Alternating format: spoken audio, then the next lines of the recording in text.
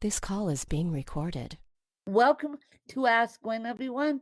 This morning with me, I have Michelle, and so I'm going, Michelle, take it away and share her story. Hi, Wynn. Well, first of all, thank you so much for having me. And I have to say, I think it's amazing what you're doing. I mean, you are certainly an inspiration to everybody. So, congratulations on your podcast. Well, thank you. Thank you. I truly appreciate you guys supporting the podcast, including Michelle. And so, Michelle, can you please explain to my fan base more about what you do? Yeah, so I basically empower people, right? My job on this earth is to give people platforms to make them the best they can be so that they can go and do the same thing for other people. And so I do that in two ways. First is through media. So I own a media company, and we're a boutique firm basically that gives small businesses options to advertise their businesses. We do that through TV. So I have a TV show called According to Michelle, which airs here in Atlanta, and then we put those shows on YouTube. And then I have a radio show, which is an internet-based radio show called According to Michelle. Also, I'm very, intentional about the name, right? Super creative. According to Michelle Radio, which airs on mixxls106radio.com. And then we have billboard opportunities that people can advertise on, and then we have a luxury print magazine. So we have 4 platforms, and we basically create the content and create the brand and the following so that people who have small businesses can advertise through all of our mediums. So that's kind of the first Cool is thing. that? Number one. Huh? How cool is that? Oh, thank you. Yeah, it's fun for sure. The second way I empower people is through speaking and coaching. So I own kind of like my own personal branded company called MTW Enterprises. And I travel and virtually travel, I guess now, and speak to entrepreneurs, salespeople, whoever hires me and who wants to listen about. And I talk about visioning, parenting, leadership, business planning, entrepreneurship, those kinds of things. But I also do some one-on-one coaching. I don't do it as much. It used to be the base of my business, but we've gotten so busy in different areas that it's hard for me to do a lot of one-on-one coaching. But I do work with business owners and entrepreneurs, either starting their businesses or I even work with speakers now. I didn't do speaker training up until earlier this year, but people started reaching out to me for speaker training to learn how to speak confidently in front of audiences and on camera. So I do a little bit of that now as well. So that's basically, what my empowerment vehicles look like. And I'm married and I have 4 kids. That you do it all while being a mom. I'm amazed. And I have to tell you guys, I stumbled across you on YouTube, Michelle. You didn't even know this. Oh, really? Did you find me on YouTube? I found you on YouTube. Because I have a YouTube presence myself, and I watch YouTube. It's between a 50-50 split between podcasting and YouTube.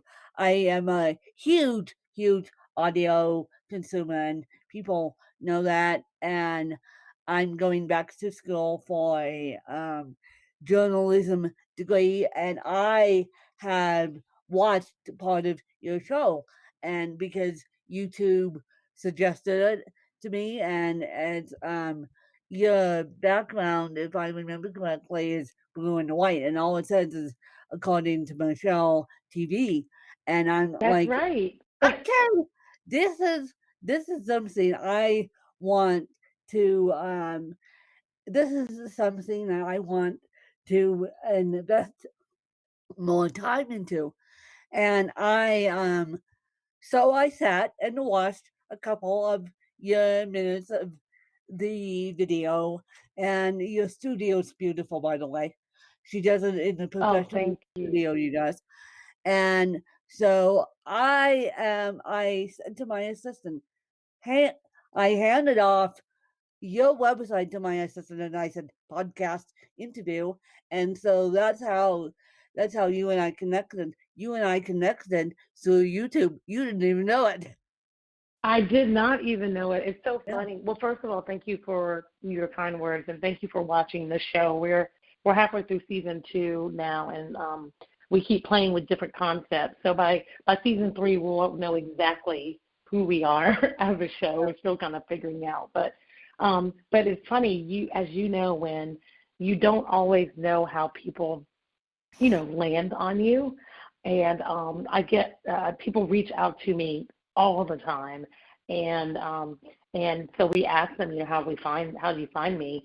And more people are saying YouTube. I watch your show on YouTube from all over the world. So I'm Because, so happy to hear you say that. YouTube is working, which is great. yeah, YouTube, whoever whoever does your YouTube, you may want to share this podcast interview with them and say, keep up with the work because I got YouTube you is covered working. when I got you covered, girl.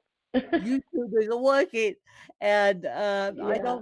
have I don't have enough of a big presence on YouTube as you do because, quite frankly, YouTube is a little bit hard for people to do. Um, but even though my podcast is connected to YouTube, it's just a still image and people like to see other people on video, and I don't get it why people love cerebral palsy stories. I don't get you people. You people amaze me because you people Well, it's think because about you're an educating inspiration. yourself about cerebral palsy. It's because there's so many people who make excuses for not being able to start a business or not being able to work out or not being able to do whatever it is they quote unquote want to do. And these are people who don't have disabilities. Their only disability is their mind, right? Yeah, And yeah, you are a living, shining example of, you make everybody look crazy. And that, I mean, crazy in a bad way. Like they should feel ridiculous about complaining about situations. We should feel, because I've done the same thing, complaining about our situations when all we have to do is step outside of our minds. And the yeah. reason people love watching you and love hearing about your stories because you are a living, breathing, shining example of, like, there's no reason anything should hold you back. There's no excuses at all. And so you're truly an inspiration, and that's why people want to hear from you and hear your story. Well, Well, thank you guys. I didn't realize that this was going to be my full-time job, and I didn't realize that content creation was going to be my full-time job. And yes, I'm finishing up a journalism degree, and yes, it's going to be done soon here. And then the reason why I'm going back to school to get my journalism degree is just to not necessarily not necessarily to get the paperwork behind me. It's just to polish up my craft and become a better journalist, believe it or not. And so, Michelle, what is your favorite book? Yeah, I think my favorite book is probably, I have a couple, but the book of Proverbs in the Bible is my favorite book. So I guess my favorite book would be the Bible, but it's because of Proverbs. I just love the teachings in Proverbs, and I think whether people are quote unquote religious or not, or spiritual or not, or believe in God or whatever, the teachings, it's like there's one proverb for every day of most months. And I think if we follow those teachings, they're just good things to follow. I mean, and it's insightful. It's just wisdom. Proverbs, I think, is full of wisdom. and it's a great way just to live your life. So that is probably my favorite book. And so, And I should read it more as I'm saying that. As I'm saying that to you, I'm like, you should read Proverbs more. and so if your BFF had to write a book about you, what would the title be? It would be called So There's That. If my best friend So, wrote a book about me, that's what it would be called. So There's That. Yeah. and why? Why would it be called So There That, mind you?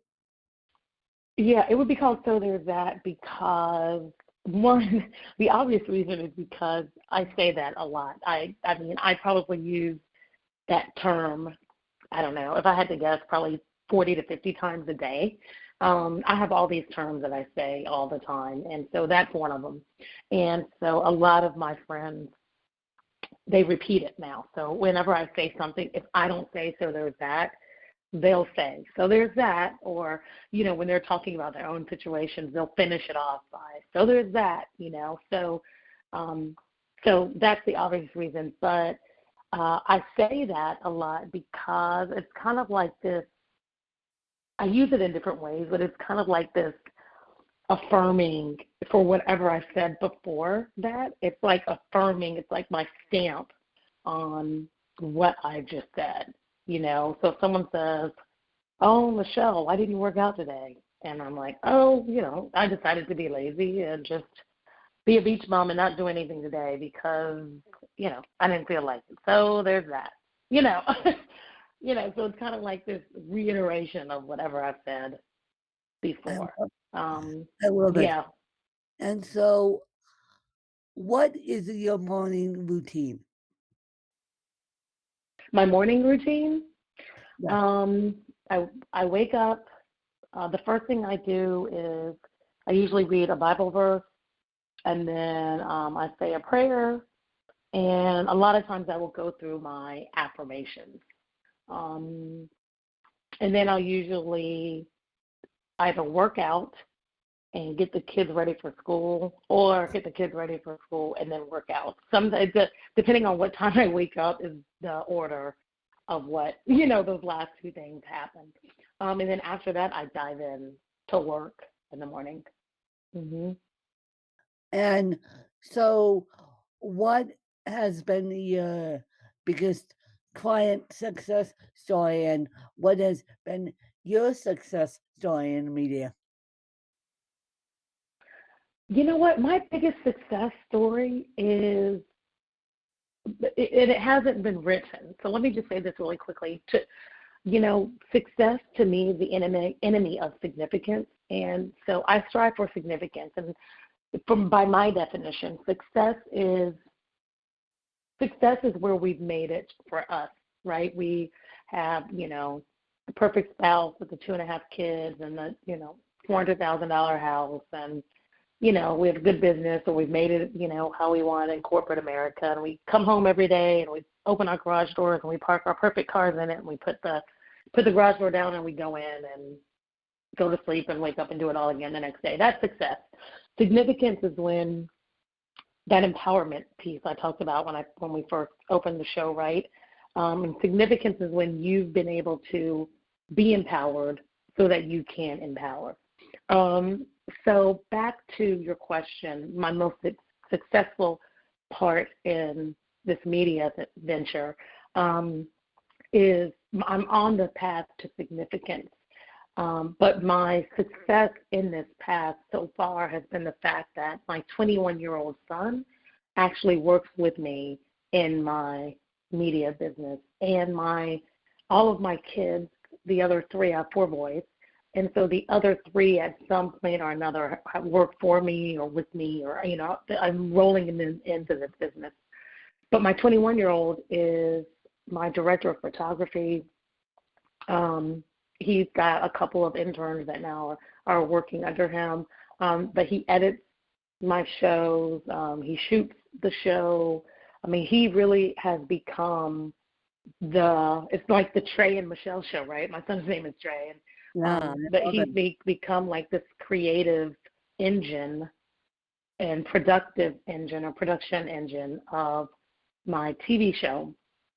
And that's the significance piece for me, because my son is now I can see my legacy as it's unfolding, as opposed to after I'm dead. Does that make sense?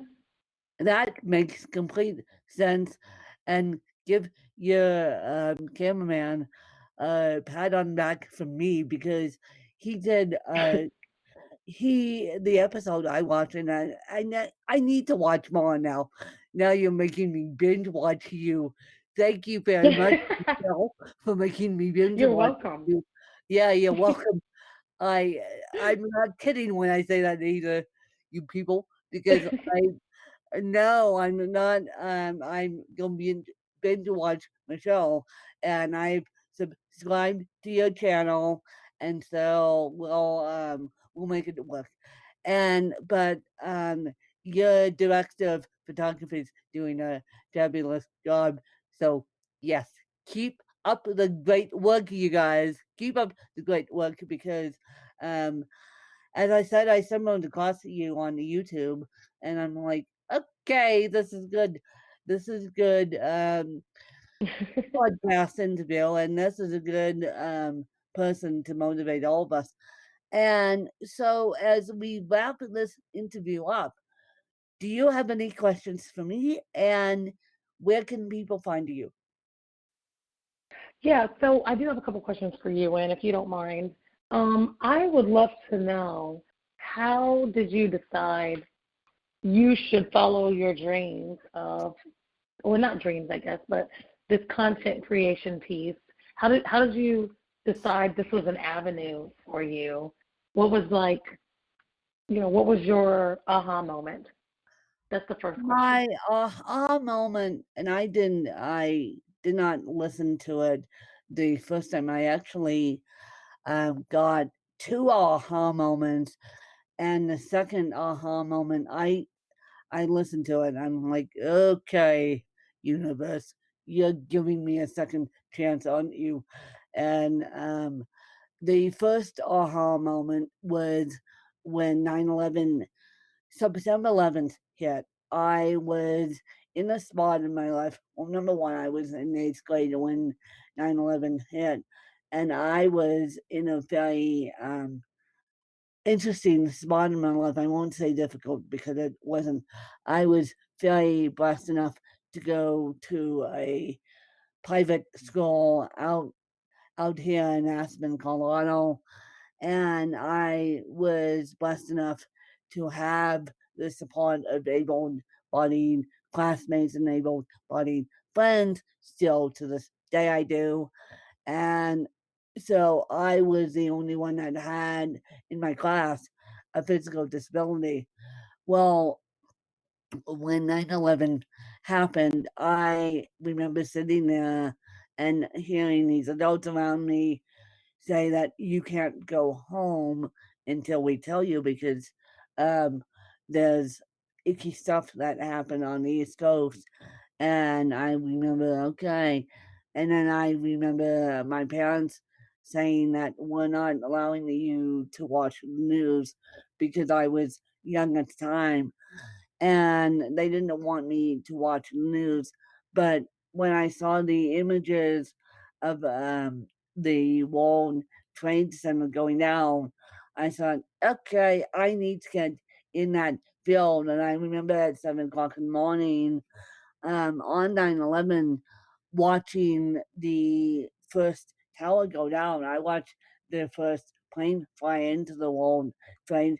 Then, for those of you who were born before 9/11, um, there was two towers, and the two towers mirrored each other. And so I watched the first plane fly into the World Trade Center, and it was 9 a.m. on the East Coast. And I remember I was getting up, getting ready for school, and my mom had turned on the news, because my mom was the type of mom that, and unfortunately, I lost her in 2010. Then I lost my dad in 2019. but my mom was the type of mom that even though I had a disability, she wanted me to not be a complete idiot and know what was going on. So she left me with the Today Show on, and I'll never forget it.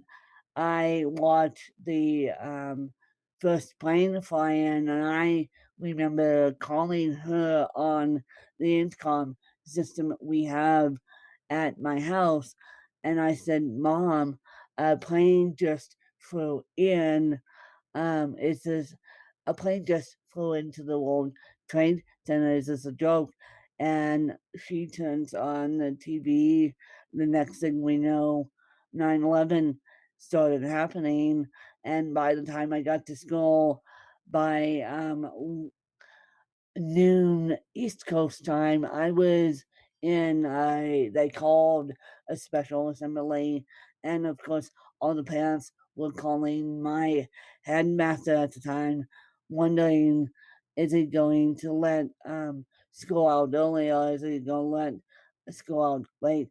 And I distinctly remember him saying to all of us, "You're not going anywhere until I get more clarification as to what's going on."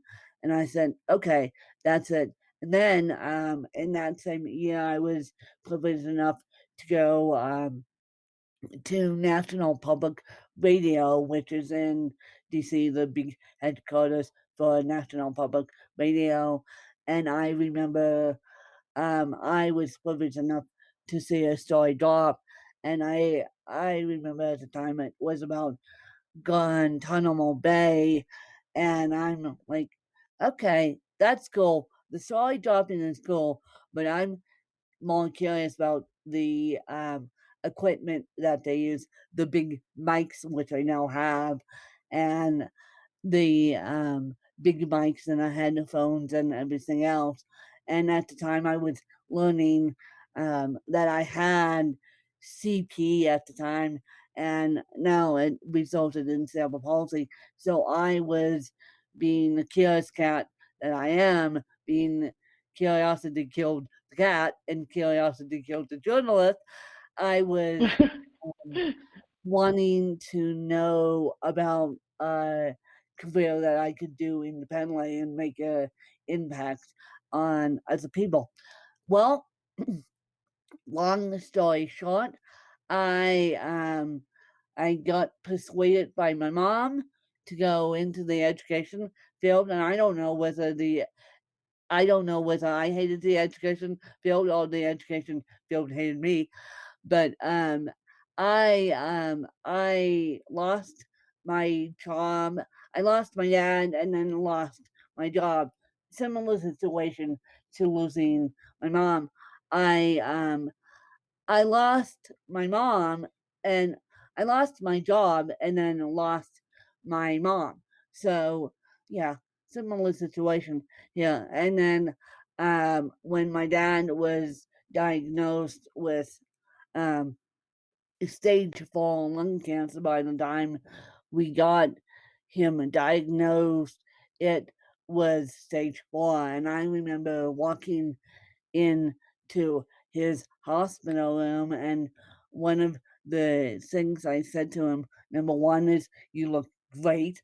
And of course, he had a full fledged oxygen mask and a mask pushing on his lung and all that stuff. And then number two, I said one of his favorite expressions, which was "rock on," and I said, "You can make it." And as I walked out of that hospital room down the hallway, I thought, "Well, that's it. I'm gonna be his caretaker for the rest of his life, and I'm going to find a career that I can um, caretake for him." Unfortunately, the caretaking for him didn't happen. Unfortunately, he passed away, and I remember I had to disappear for months and take care of him. And by the time I showed back up on mic, people were like, "What? You went through what? And you disappeared for a month?" Because when the problem with me is when I disappear for a month, they wonder where I am.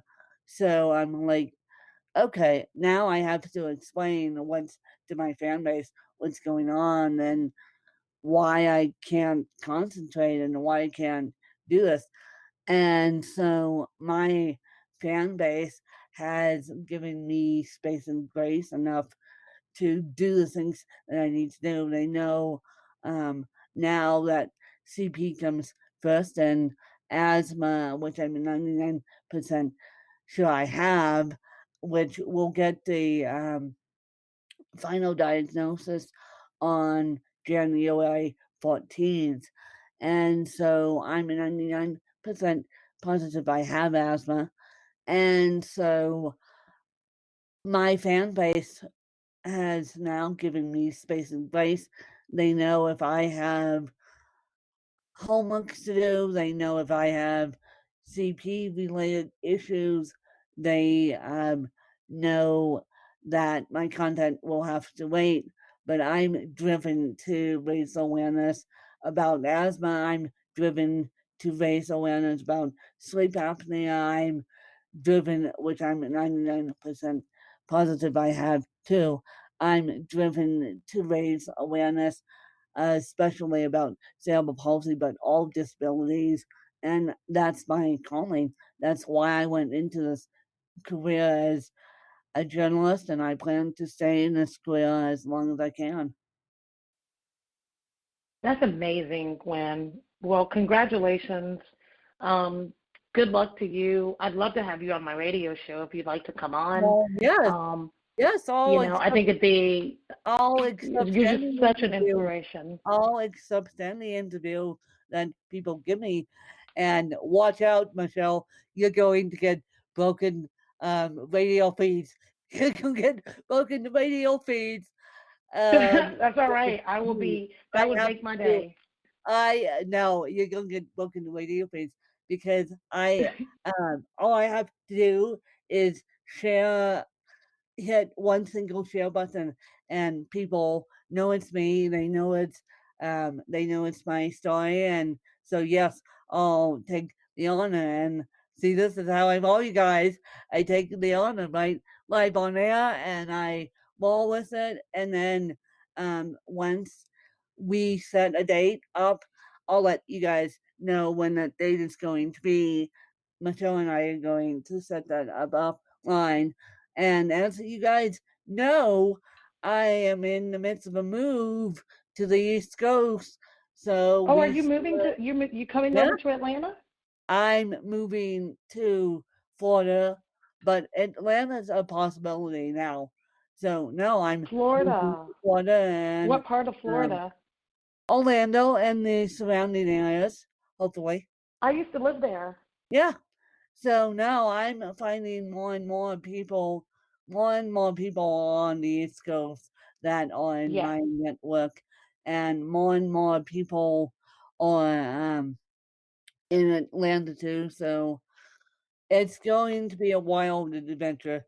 Me moving with cerebral palsy and asthma and sleep apnea, and it's going to be a wild adventure. But do something that scares you guys, and as we count down to the end of 2020, the weirdest year in our lives, it's only 15 days as of today. And so I think we can make it through, you guys. And let's make 2021 the best year yet, you guys. And thank you so much for following along in my journey, and I hope you guys enjoyed this episode with Michelle and I. And Michelle, where can people find you if they choose to do so? Yes, well, I would hope they choose to do so. And you guys can find me on just about everything at Michelle Taylor Willis. Excuse me, at Michelle Taylor Willis, and that's Michelle with two L's. And my website is michelletaylorwillis.com.